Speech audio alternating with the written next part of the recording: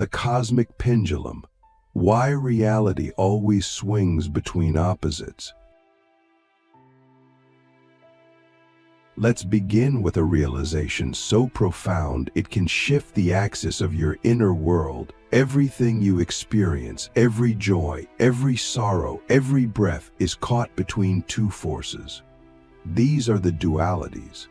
They are not just concepts, they are the invisible architecture of all existence. They are the pulse of the universe, the inhale and exhale of spirit, the silence and the sound that shape all dimensions of consciousness. What if I told you that without these dualities, you wouldn't exist? Your thoughts, your identity, your beliefs, and even your suffering are all dancing between the poles of these forces. And the more aware you become of this dance, the more mastery you gain over your reality, not just in this world, but across all spiritual dimensions. As I journeyed into the deepest layers of meditation, in deserts, temples, and even abandoned forests, I began to see the patterns. It was never random. Every breakthrough I had spiritually was preceded by a breakdown. Every divine vision was preceded by a dark night of the soul. Every union required a separation. That's when I realized the universe is built on 7 fundamental dualities. And these dualities are not enemies. They are mirrors of each other, lovers, co-creators. One gives meaning to the other. You cannot understand light unless you've known darkness. You cannot know peace unless you've tasted chaos. So I ask you now, right here, which side of the pendulum are you on right now? Are you in expansion or contraction? Are you in love or fear? Are you creating or destroying? Because whether you realize it or not, you are aligned with one of these forces at all times, and that alignment is shaping your entire destiny. Let's take the first duality, light and darkness. It's the most obvious, yet the most misunderstood. Light is not good and darkness is not evil. That's a human projection. In the spiritual dimension, light is awareness. It's illumination. It's the knowing. And darkness? It's the unknown. It's the mystery. It's the womb of creation itself. We fear darkness because we can't control it. But without it, there is no growth. Seeds grow in the dark. Souls awaken in the silence. I once spent 7 days in pitch black isolation, no sound, no sight, no time. At first, I panicked. But slowly the darkness began to speak, not in words, but in pure presence. It wrapped around me like a second skin, and I realized this is where all things begin. Darkness is the mother of the universe. Why do we run from it? The second duality is movement and stillness. All things oscillate between these. The stars spin, the cells vibrate, the earth rotates. But in the center of all motion lies stillness, the eye of the hurricane, the silent breath between thoughts.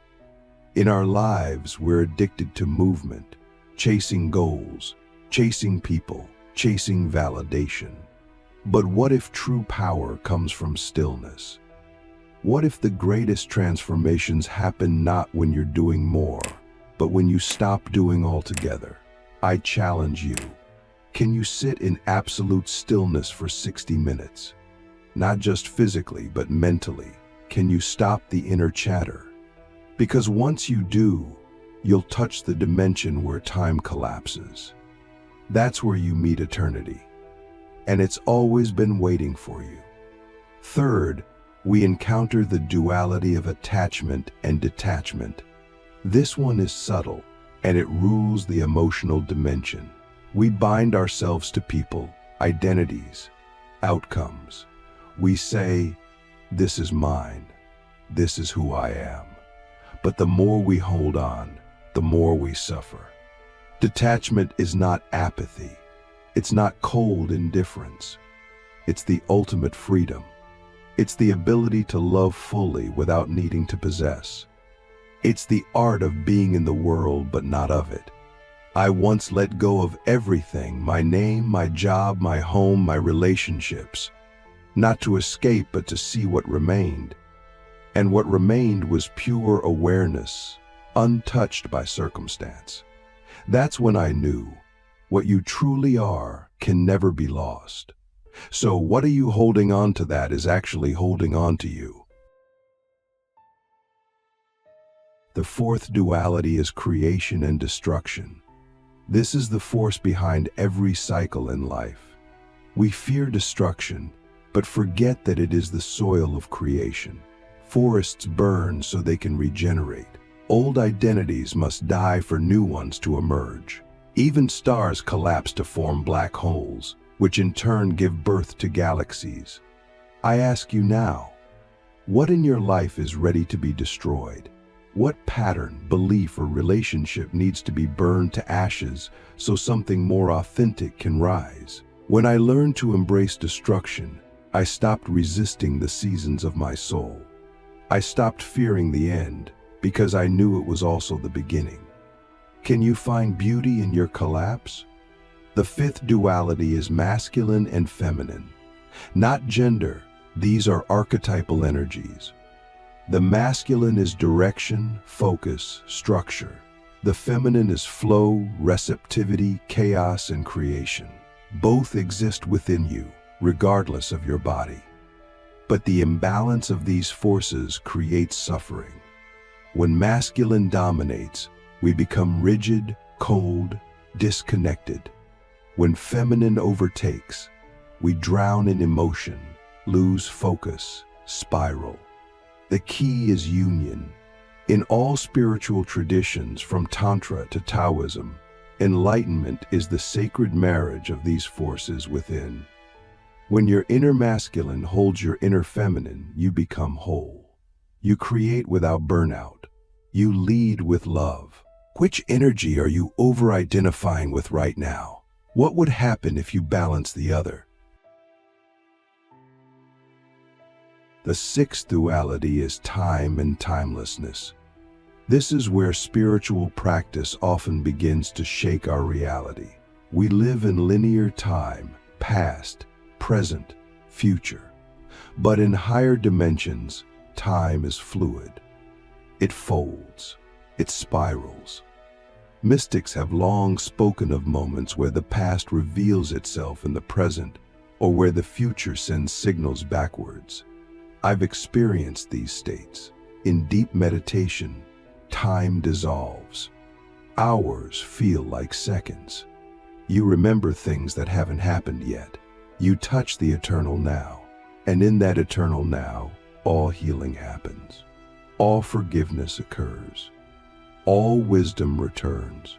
What would you do differently if you knew that all time is happening now? The seventh and final duality, the one that encompasses all others, is self and no self. This is the ultimate paradox. We spend our lives cultivating a self, our stories, our desires, our goals. But every spiritual path eventually invites us to dissolve that self, to realize that you are not the wave, you are the ocean. The ego resists this because it feels like death, but it is actually liberation. When you lose yourself, you find the infinite. You become pure awareness, the witness, the field in which all things arise. I remember the moment I glimpsed it. It was during a 10-day silence retreat. On day 7, I didn't just feel connected to everything. I was everything. The trees, the wind, the birds, even the pain in my body, it was all one movement. The self had vanished, and in that vanishing there was only peace. Are you ready to let go of who you think you are? These 7 dualities are not just spiritual concepts. They are the levers of reality itself. They shape your choices, your relationships, your suffering, and your awakening. Most people are being swung by the pendulum, unconsciously tossed from one side to the other. But when you become aware, you don't just observe the pendulum, you become the force that swings it. That is mastery. Now ask yourself this: which of these dualities is currently dominating your life? And what would happen if you embraced its opposite? The hidden geometry of soul evolution, how dualities shape your destiny across lifetimes. When we start to see beyond the veil of this single lifetime, something extraordinary begins to unfold. We realize that the dualities are not just playing out in our current experiences, but are part of a vast, multi-dimensional curriculum for the soul.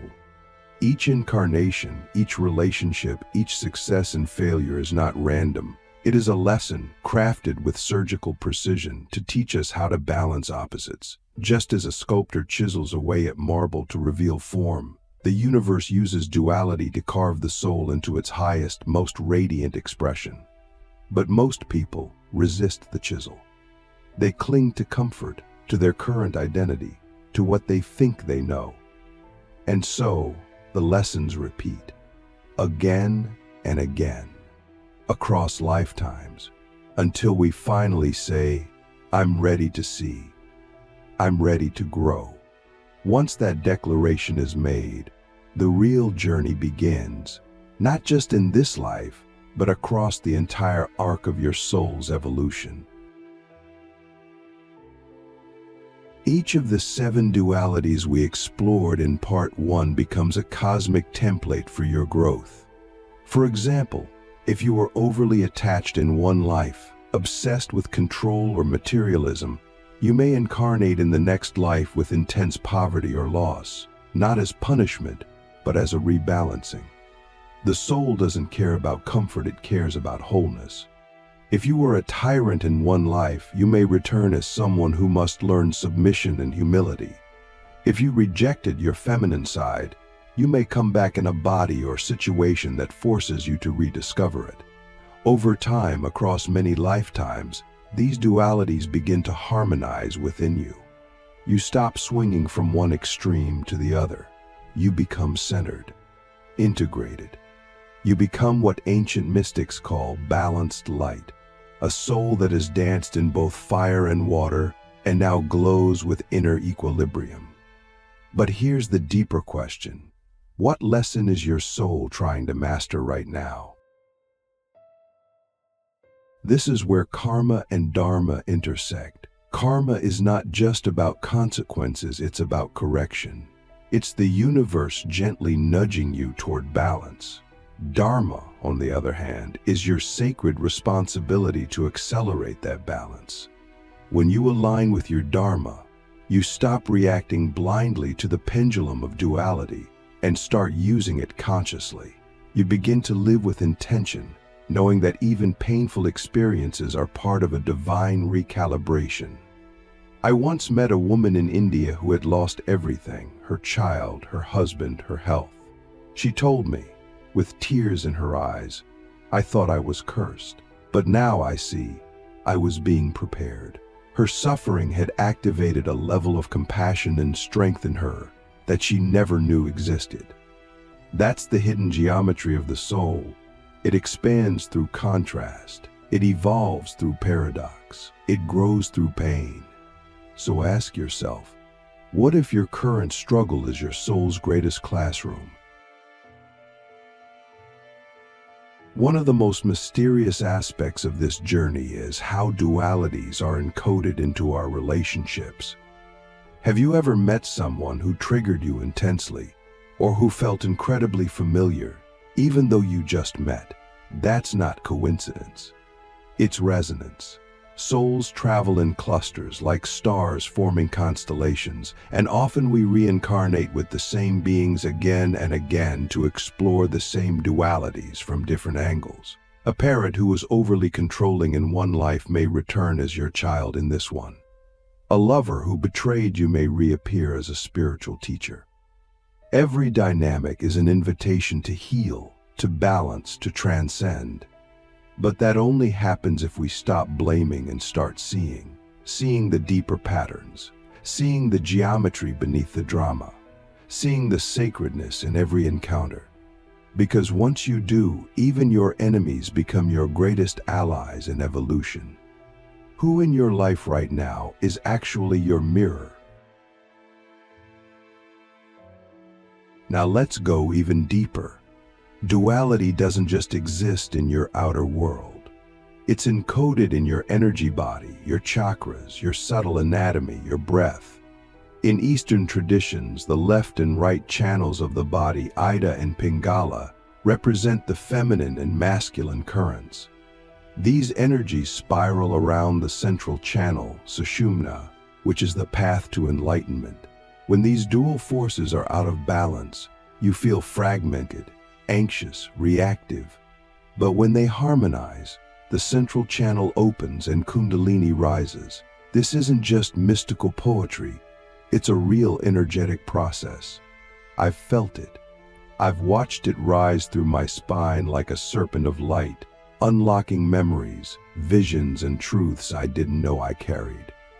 This is why spiritual practices like breathwork, yoga, and deep meditation exist, not to escape duality, but to awaken within it, to ride the currents of polarity into the center, where the soul becomes fully embodied.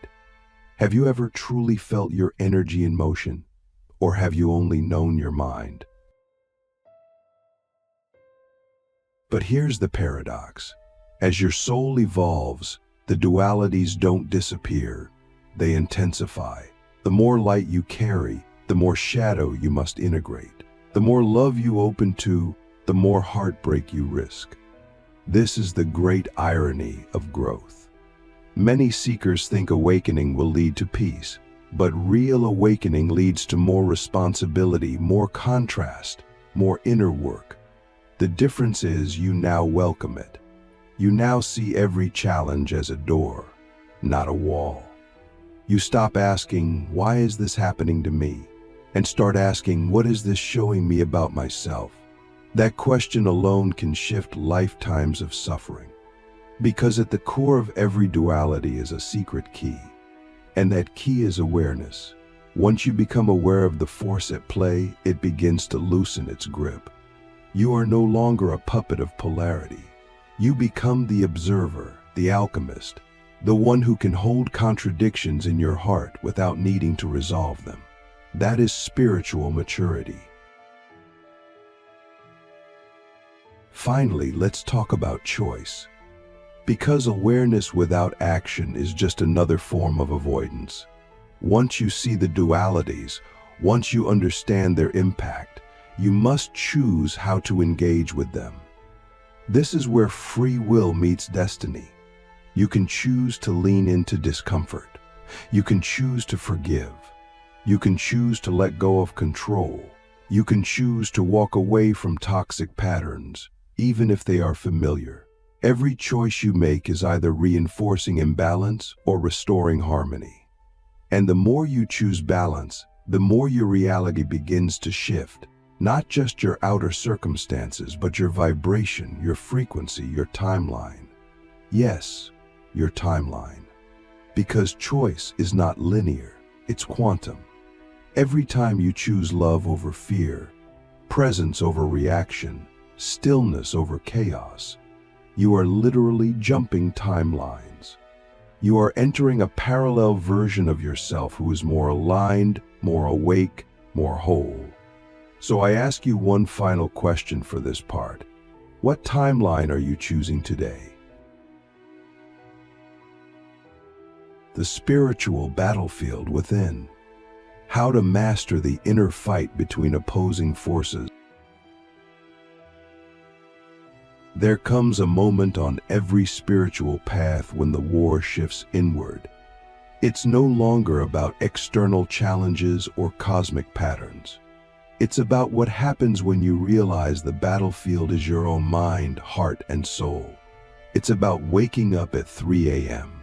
with a storm raging inside you, one voice pulling you toward love, another dragging you into fear, one whisper telling you to let go, another screaming to hold on tighter. This is not weakness. This is not failure. This is the sacred conflict. The very presence of these opposing forces inside you is proof that you are evolving, because only those who are waking up can feel the tension between the old self and the emerging self. This inner tension is not an obstacle. It is your spiritual gym, the place where your soul gets stronger, the crucible where clarity is forged. And to navigate this battlefield, you must stop identifying with either side. You must become the observer, the silent witness who sees both voices and chooses neither, yet understands both. One of the most profound realizations I ever had came in the middle of a fast.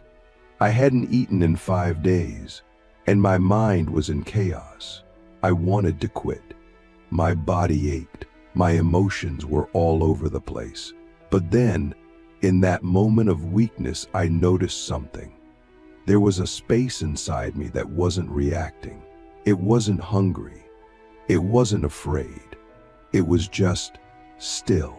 I realized that within every duality, pain and pleasure, doubt and faith, there is a third force, awareness. That awareness is not neutral in the sense of apathy, it is transcendent. It sees the suffering, but it is not consumed by it. It allows the fight, but it does not join it. And from that space, I felt something shift. I wasn't the hunger. I wasn't the fear. I was the space they were moving through. That's when I truly understood. Spiritual mastery isn't about eliminating struggle. It's about remembering who you are while you struggle. So, who are you when the storm hits? In every duality, there is a seduction. One force wants to dominate. It wants to convince you that it is right, that it is true, that it is you. For example, fear pretends to be wisdom. Anger pretends to be protection. Desire pretends to be purpose. And if you're not vigilant, you will get pulled into the illusion. You will think, this is me. This is what I believe. This is what I need. But stop. Breathe. Ask yourself, who is the one observing this emotion? Who is the one hearing this thought? That question alone can free you from lifetimes of unconscious reaction. Because the moment you remember that you are the observer, not the content, you reclaim your power. You can feel anger without becoming violent. You can feel fear without becoming paralyzed. You can feel longing without abandoning your center. This is what ancient warriors knew. The real battle is never outside. It's in the space between the trigger and your response. That space is where your freedom lies. Let's talk about temptation. Not in the religious sense, but in the spiritual sense, because every duality contains a temptation. The temptation of light is superiority. You feel spiritually awakened, and suddenly you think you're above others. The temptation of darkness is despair. You feel pain, and you think it's permanent. The temptation of stillness is stagnation. The temptation of movement is restlessness. The temptation of detachment is numbness.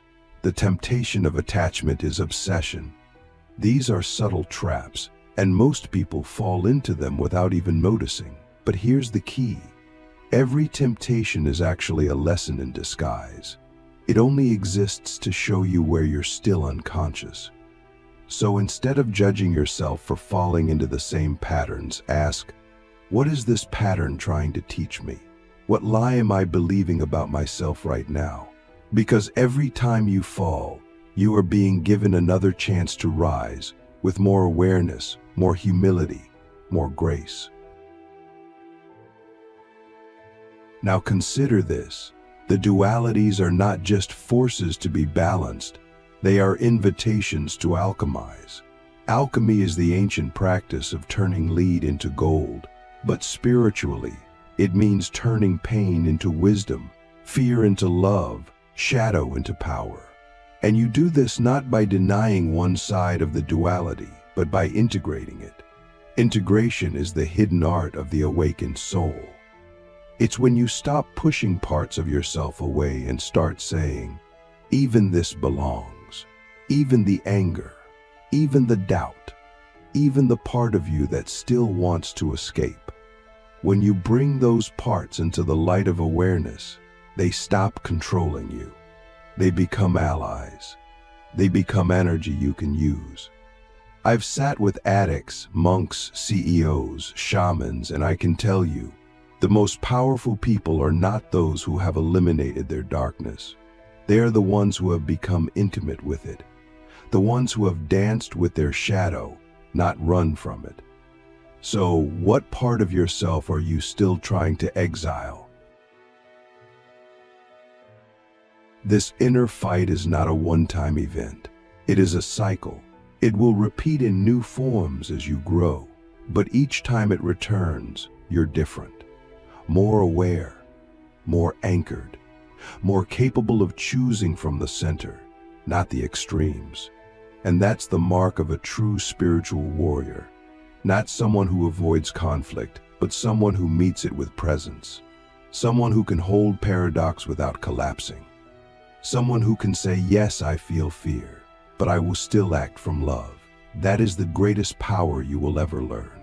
Because when you can do that, you're no longer ruled by the pendulum. You become the axis it swings around. You become the calm in the chaos, the eye in the storm. And from that place, you don't just survive life, you shape it, you sculpt it, you serve it. Not from ego, but from essence. Because now, you are no longer fighting duality. You are dancing with it. So here we are, you and I, standing in the center of this great inner battlefield. But now, armed with awareness, you don't need to pick a side. You don't need to win. You just need to wake up, to see the forces at play, to breathe through the intensity, to choose your response. And in doing so, you master the game, not by escaping it, but by playing it differently. That's the secret the mystics knew. That's the art the sages practiced. And now it's your turn. So I leave you with this question. What would your life look like if you stopped choosing sides and started choosing presence instead?